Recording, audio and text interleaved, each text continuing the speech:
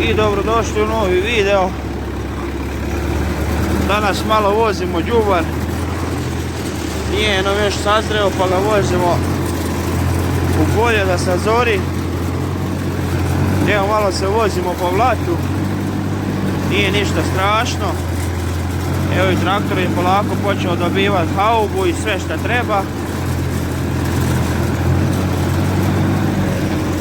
Polako se vozimo, ali sigurno. Ima tu neku prikolčicu malu. Ali veselu, vidite, malo je smrzlo, ali svejedno je blato.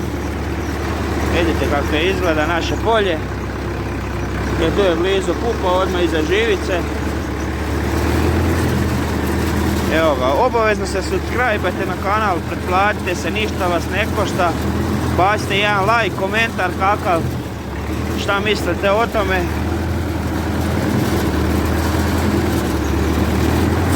Ovako napredujemo. Evo vozimo se malo, vidite, nije baš nešto najbolje. Sad ćemo doći u kanale. Evo vidite, još nismo došli do kanala, ali evo nas sad. Sad smo u kurcu. Malo se vozimo ono. Kanali su do koljena, vidite. Moramo polako, vidite kako prikolica lijepo oba. Samo što nije za prevrnut. Ali ide mali. Prednje vuče. Sad ćemo mi njemu upaliti prednju vuču da mu je lakše vući. I idemo polako. Ako već niste, pretplatite se na kanal. Evo vidite. Dobro je smrznuto je pa ne ide tako gliboko. Uključili smo i prednju vuču. Da bez veze ne grebe, ne kopa kanale.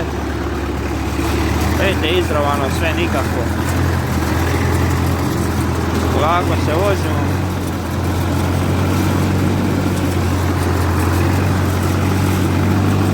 Samo gas.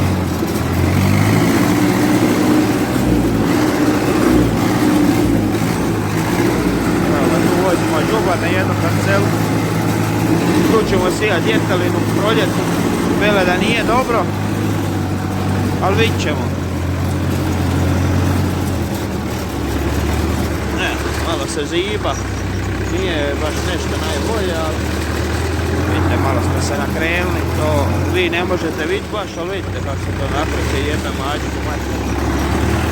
Oprostite na izrazu, valjda se neće prevrati. Imamo okretno rudo, pa ako se baš prekrne,